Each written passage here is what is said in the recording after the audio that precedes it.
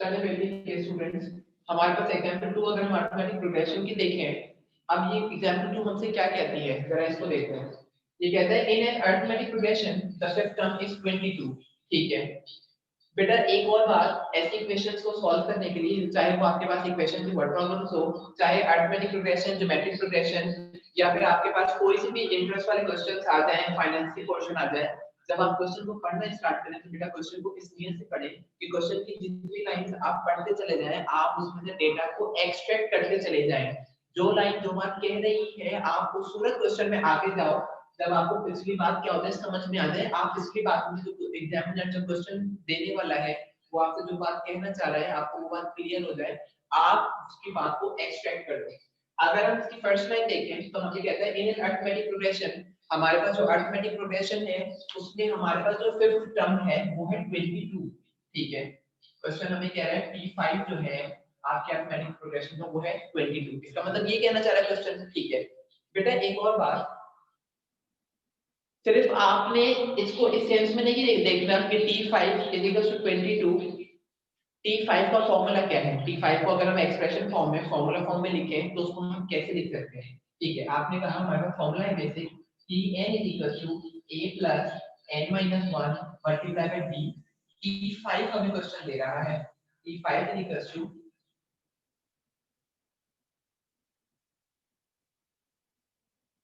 a + 5 - 1 multiply by d। अब जरा इनकी जगह अगर हम इनकी वैल्यूज पुट अप करना, प्लेस अप करना शुरू करते हैं तो P5 बराबर है 22 क्या है? a आपके पास नहीं है, 5 - 1 4, d भी हमें क्वेश्चन में तक कुछ भी नहीं पता, b नजर ही नहीं आ रहा। आगे बढ़ते हैं, क्वेश्चन क्या कह रहा है?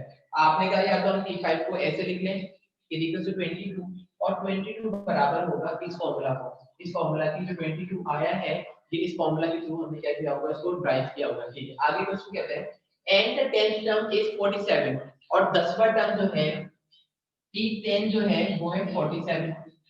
ठीक है, आपने कहा अगर हम 10वें टर्म के लिए इक्वेशन बनाएं तो 47 बराबर होगा a + n - 1 मतलब 10 - 1 मल्टीप्लाई बाय d a आपके पास नहीं है प्लस 90 = 47। ये आपने इक्वेशन बना ली फॉर T10। रिक्वायर्ड क्या कर रहा है? फाइंड द 16th टर्म, 16वां टर्म बताओ, हमें क्वेश्चन हमसे पूछ रहा है T16 बताओ, 16वां टर्म बताओ। मैं आपको कहता हूँ कि क्या मजाक कर रहा है क्वेश्चन, ना हम हमें a बता रहा है ना हमें d बता रहा है, हमें तो बेसिक फॉर्मूला में a की वैल्यू n, सिर्फ n दे रहा है हमें, a भी नहीं बता रहा और d भी नहीं बता रहा। अगर क्वेश्चन इस तरह की सिचुएशन क्रिएट कर दे तो इस घबराने वाली कोई बात नहीं है। क्वेश्चन आपको एक रास्ता देगा जिससे आप a और d को पता कर सकते हो। क्वेश्चन आपको दो टर्म्स बता रहा है, T5 बता रहा है और T10 बता रहा है। क्या इन दो इक्वेशंस की मदद से हम a या d की वैल्यू पता नहीं कर सकते? हम साइमल्टेनियस इक्वेशन पता कर रहे हैं, पीछे हम पढ़ कर आए हैं कि जब भी आपके पास दो वेरिएबल्स आ जाएं तो आप सब्स्टिट्यूशन मेथड्स के थ्रू इनको प्लस माइनस कर कर, सब्ट्रैक्शन या एडिशन परफॉर्म कर कर आप a की वैल्यू पता कर सकते हैं और आप d की वैल्यू पता कर सकते हैं। ठीक है, हम इसके लिए क्या कर सकते हैं? हमने कहा बेटा देखिए, इक्वेशन को सॉल्व करने के वैसे तो बहुत सारे तरीके हैं। आप इसमें सब्स्टिट्यूशन परफॉर्म करते हैं, किसी में किसी की वैल्यू पुट करते हैं, या आप परफॉर्म करें एलिमिनेशन मेथड। एलिमिनेशन मेथड में क्या होता है कि एक वेरिएबल को आपको इक्वेशन से करना पड़ता है एलिमिनेट। हम क्या करते हैं, सिंपली जल्दी से अपने क्वेश्चन को आगे बढ़ाते हैं। ये हमारा पॉइंट ऑफ डिस्कशन नहीं है क्योंकि हम इसको ब्रीफली अपने प्रीवियस टॉपिक्स के अंदर डिस्कस आ चुके हैं कि हम इक्वेशन को किस तरीके से सॉल्व करने वाले हैं, या इक्वेशन को हम किस तरीके से सॉल्व करेंगे। हम जरा इसको देखते हैं। अगर बेटा हम दोनों इक्वेशंस को ऐड कर दें तो क्या a सब्ट्रैक्ट हो जाएगा? नहीं होगा। हमें क्या करना पड़ेगा, क्योंकि यहाँ भी a पॉजिटिव का है और यहाँ भी आपका फर्स्ट टर्म पॉजिटिव का है, तो पॉजिटिव तो पॉजिटिव पॉजिटिव हो जाएगा और आपके पास 2a बच जाएगा। तो हमने क्या करना है, हमने कहा सब्ट्रैक्टिंग, ये आपके पास इक्वेशन नंबर 1, ये हमारे पास equation number 2,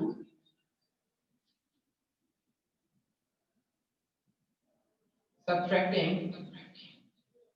equation 1 from 2। Equation 2 में से आप इक्वेशन 1 को माइनस कर रहे हो तो आपको क्या मिल जाएगा? इक्वेशन 2 जरा हम रखते हैं 47 is equals to a plus 90, 22 is equals to a plus 40। दोनों इक्वेशंस हमने प्लेस अप की, ठीक है बेटा। एक और बात हमें पता है, जब हम सब्ट्रैक्शन परफॉर्म करते हैं दो इक्वेशंस के बीच में, उनके दरमियान, तो जो सेकंड इक्वेशन होती है उसकी साइंस क्या हो जाती है, चेंज हो जाती है। अगर ये पॉजिटिव था तो ये हो गया नेगेटिव था, ये पॉजिटिव नेगेटिव, ये पॉजिटिव तो ये नेगेटिव, ठीक है।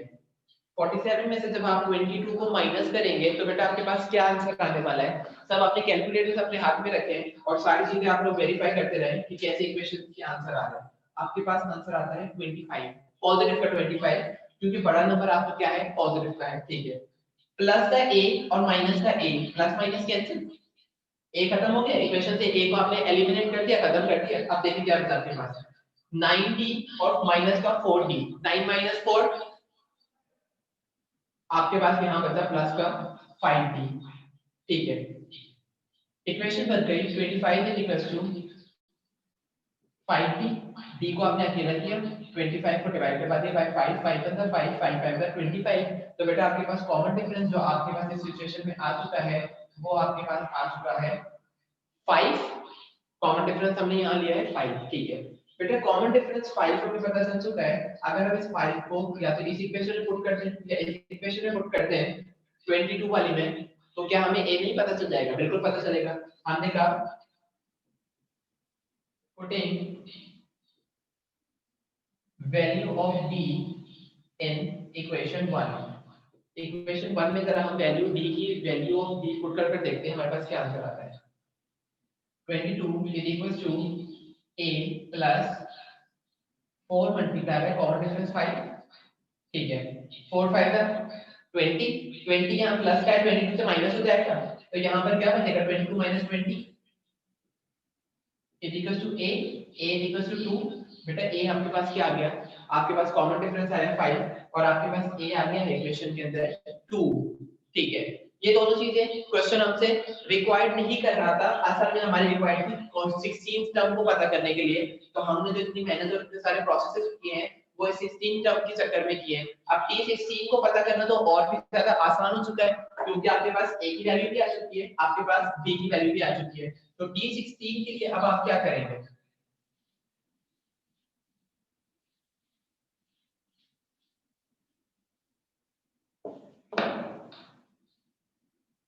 हमने कहा कि भाई a हमारे पास आया है 2 और कॉमन डिफरेंस हमारे पास आया है 5।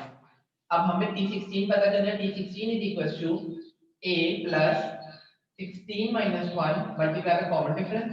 a की वैल्यू आपके पास 2 है प्लस 16 minus 1, b आपके पास है 5 is equals to 2 T16। अब देखें फॉर इक्वेशन में कोई वेरिएबल ही नहीं है हमारे पास, इजीली हमें वैल्यू पता चल जाएगी। 16 minus 1 15, 15 multiplied by 5 75, 2 plus 75 is equals to 77। 77 आपका क्या है, 77 आपका ये 16 है।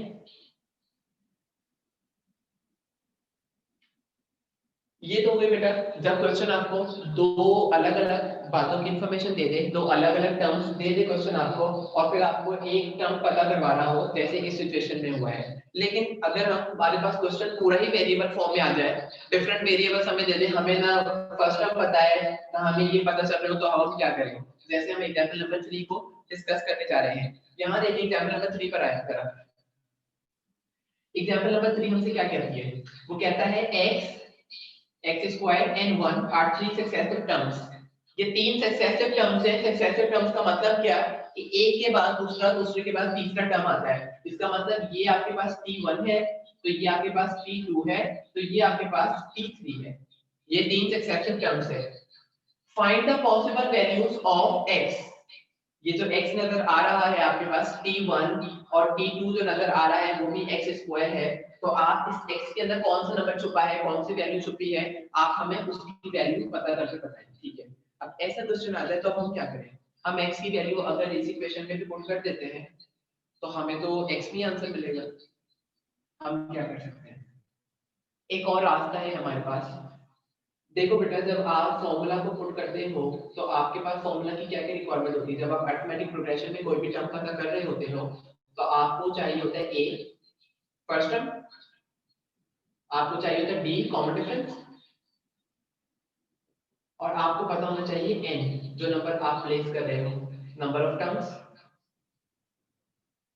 आपको ये सब पता होना चाहिए। ठीक है, अगर हम a को x मान लें, x ही a है, फर्स्ट टर्म है, लेकिन हमें कॉमन डिफरेंस कैसे पता चलेगा? कॉमन डिफरेंस तो हमारे पास है ही नहीं। कॉमन डिफरेंस के लिए हम क्या कर सकते हैं, देखें जरा बॉक्स से।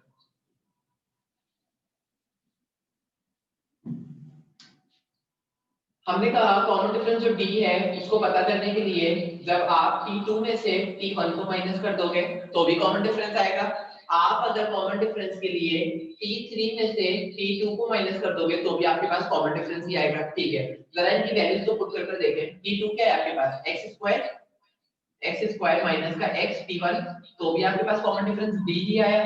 और t3 आपके पास है 1 माइनस t2 क्या है आपके पास, x स्क्वायर, तो भी आपके पास क्या आया, कॉमन डिफरेंस ही आया। ठीक है बेटा, common difference is equal to common difference, दोनों कॉमन डिफरेंस d के बराबर है, तो d की जो वैल्यूज हैं हम इनको भी इक्वल कर सकते हैं, इक्वेशन बना सकते हैं।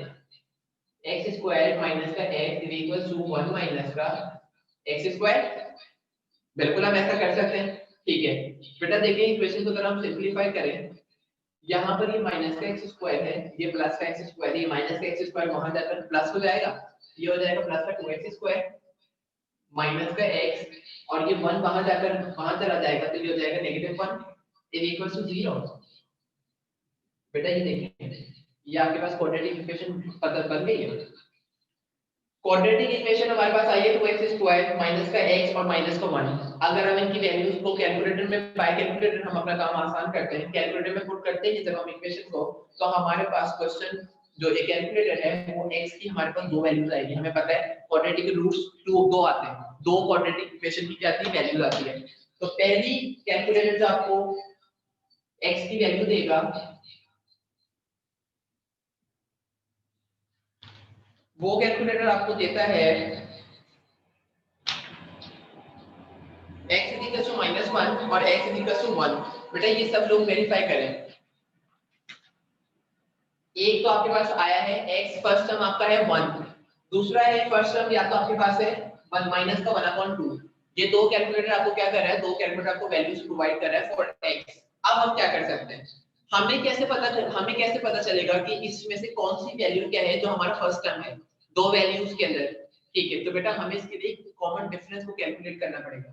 ठीक है, कॉमन डिफरेंस को कैलकुलेट करने के लिए आपने क्या कर रहे हैं, आपको t2 में से t1 को माइनस कर देना है। ठीक है, एक केस, अब हमारे पास दो केसेस हैं तो हमारे पास कॉमन डिफरेंस भी दो ही आने वाला है। इस बात से भी सब एग्री करते हैं, हमारे पास जब दो केसेस हैं तो हमारे पास कॉमन डिफरेंस भी दो ही आने वाले हैं।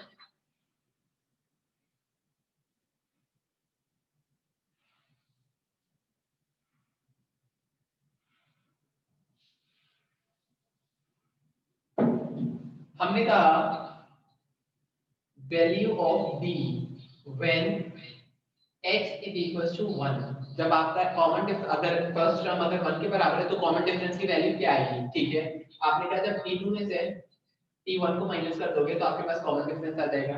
t2 क्वेश्चन में x स्क्वायर माइनस का x is equal to common difference. ठीक है, x की वैल्यू i क्या है, x खुद किसके बराबर है, 1 के बराबर, 1 स्क्वायर माइनस का 1 is equal to common difference. बेटा 1 का स्क्वायर लेंगे तो 1 ही आएगा, प्लस का 1 और माइनस का 1 कैंसिल हो जाएंगे, तो कॉमन डिफरेंस खुद किसके बराबर है आपका, कॉमन डिफरेंस आपका है फर्स्ट सिचुएशन में जब आप x को अपने फर्स्ट टर्म को 1 ले रहे हो, कॉमन डिफरेंस आपका 0 के बराबर है। अगर कॉमन डिफरेंस ही हमारा 0 के बराबर हो जाता है तो क्या हमारी जो सीक्वेंस होती है क्या वो आगे जाएगी, 1 में 0 प्लस करो तो सेकंड टर्म आएगा, फिर उसमें 0 प्लस करो तो थर्ड टर्म आएगा, ऐसा पॉसिबल है, ऐसा पॉसिबल ही नहीं है। इसका मतलब हमारा जो फर्स्ट टर्म है वो ये हो ही नहीं सकता, क्योंकि कॉमन डिफरेंस की वैल्यू कभी भी 0 के बराबर नहीं आनी है। अगर 0 के बराबर कॉमन डिफरेंस हो गया तो इसका मतलब हम तो पहले नंबर पर ही रुके रहे, सीक्वेंस आगे चलेगा ही नहीं। सब्सिक्वेंट टर्म्स को ऐड करना है, काउंटिंग नंबर्स को ऐड करना है तो हम आगे जा सकते हैं। 0 तो एक काउंटिंग नंबर है ही नहीं, तो कॉमन डिफरेंस 0 नहीं हो सकता। ठीक है, अब दूसरी सिचुएशन, जब हमारे पास x की वैल्यू क्या है, value of t when x is equals to -1/2 minus का 1/2, हमने कहा कॉमन डिफरेंस आएगा जब आप t2 में से t1 को माइनस कर दें। ठीक है बेटा, t2 हमारे पास क्या है, वही वाली सिचुएशन x स्क्वायर माइनस का x is equal to d, x की वैल्यू अब हमारे पास है माइनस का 1/2, 1/2 का होल स्क्वायर माइनस का 1/2 is equal to common difference. बेटा 1/2 का जब हम होल स्क्वायर लेंगे तो क्या होगा,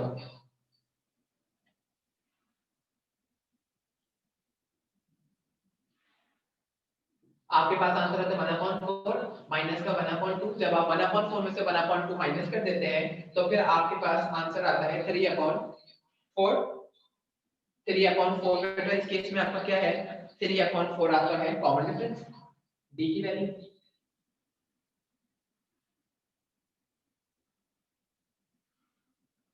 तो इसका मतलब जब हमारी d की वैल्यू पॉजिटिव आती है या कोई नेगेटिव नंबर आता है अदर देन 0, जीरो के अलावा अगर कोई नंबर आ जाता है तो इसका मतलब वो हमारा कॉमन डिफरेंस क्या है, करेक्ट है। इसको ही हम इसी को कॉमन डिफरेंस मानेंगे और हमारा जो फर्स्ट टर्म होगा इसका मतलब हमारा फर्स्ट टर्म क्या है, माइनस का 1/2। x की जो इस क्वेश्चन के हिसाब से जो x की सुटेबल वैल्यू है वो हमारे पास है माइनस का 1/2।